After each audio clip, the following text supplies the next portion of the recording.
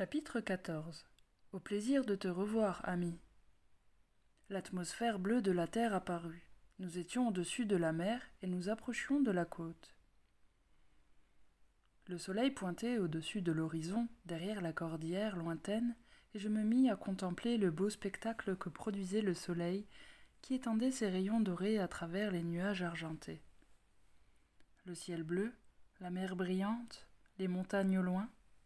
Ma planète est belle malgré tout. Je te l'ai dit, elle est merveilleuse, et vous ne vous en rendez pas compte, mais vous êtes en train de la détruire aussi également. Si vous parvenez à comprendre que l'amour est la loi de l'univers, si vous vous unissez comme une seule famille, sans frontières, et si vous vous organisez en fonction de l'amour, vous parviendrez à survivre. Sans pays, les pays deviendraient des provinces représentées par un seul gouvernement mondial, comme dans tout l'univers civilisé. N'êtes-vous pas frères? Que veut dire s'organiser en accord avec l'amour? Quand toutes les familles du monde s'organisent, toutes prennent part aux efforts et aux bénéfices de façon équitable. S'il y a 5 personnes et qu'il y a 5 pommes, chacune aura une pomme. C'est extrêmement simple. Quand il n'y a pas d'amour, l'intellect se met au service du moi, de l'ego, et il sème la confusion pour justifier son égoïsme. Quand il y a de l'amour, tout est simple et transparent. J'ai sommeil encore une fois. Viens, je vais te donner une nouvelle charge, mais la nuit prochaine, tu dois dormir. Je m'étendis sur un fauteuil. Ami plaça de nouveau le chargeur sur la base de ma tête et je m'endormis.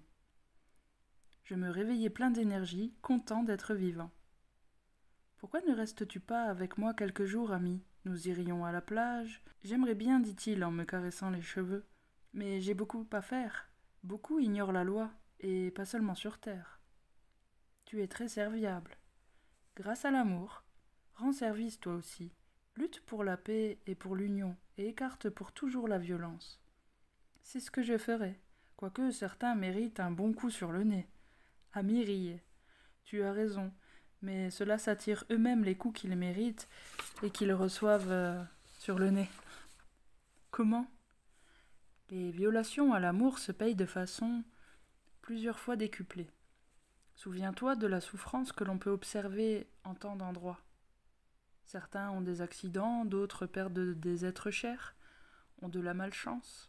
Tant de malheurs surviennent. C'est ainsi que se payent les violations à l'amour, et de beaucoup d'autres manières encore.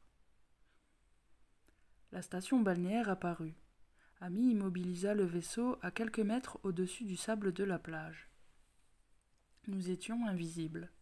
Il m'accompagna vers la sortie située derrière la salle de commande, puis nous nous sommes serrés bien fort. J'étais triste, et lui aussi. Je fus ébloui par les lumières qui s'allumèrent.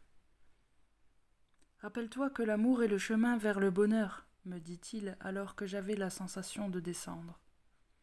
Je mis pied sur la plage. Je ne voyais rien au-dessus de moi, mais je savais qu'Ami me regardait, peut-être comme moi, avec des larmes sur les joues. Je ne voulais pas encore partir. Avec une rame, je dessinai un cœur ailé sur le sable de la plage, afin qu'il sache que j'avais compris son message. Immédiatement, quelque chose dessina un cercle autour du cœur. J'entendis la voix d'Ami. « Ceci est la terre. » Je me dirigeai alors vers ma maison. Tout me semblait joli. J'inspirais profondément l'arôme de la mer. Je caressais le sable, les arbres, les fleurs. Je n'avais jamais remarqué auparavant comme le sentier qui conduisait vers la maison était beau. Même les pierres semblaient vibrer. Avant d'entrer, j'examina le ciel au-dessus de la plage. Il n'y avait rien. Ma grand-mère dormait encore. J'arrangeai tout dans ma chambre et je fis comme si j'étais en train de me lever. J'allais prendre ma douche à la salle de bain. Quand j'en sortis, ma grand-mère était debout.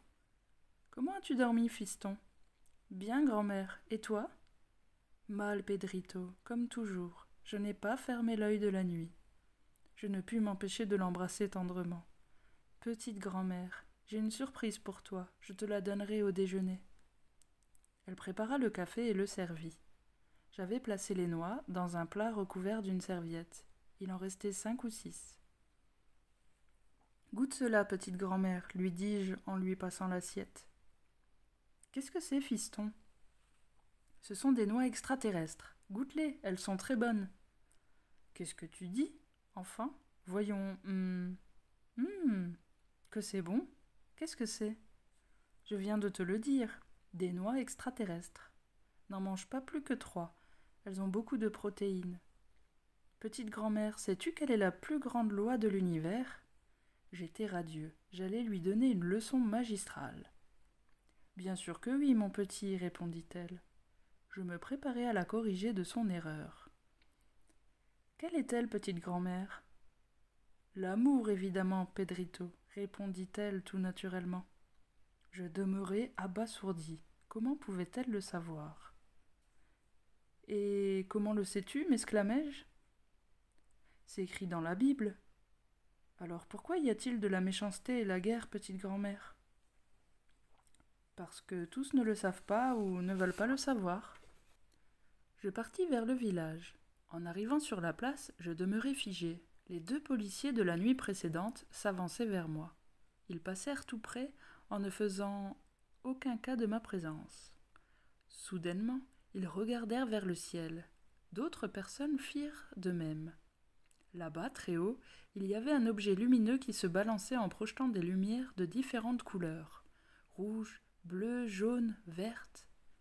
Les policiers communiquaient avec le commissariat en utilisant leur radio portative. J'étais content et amusé. Je savais qu'Amy me regardait sur son écran et je le saluais joyeusement de la main. Un monsieur d'âge mûr, une canne à la main, était très ennuyé par tout ce vacarme. Un ovni, répétaient joyeusement les enfants.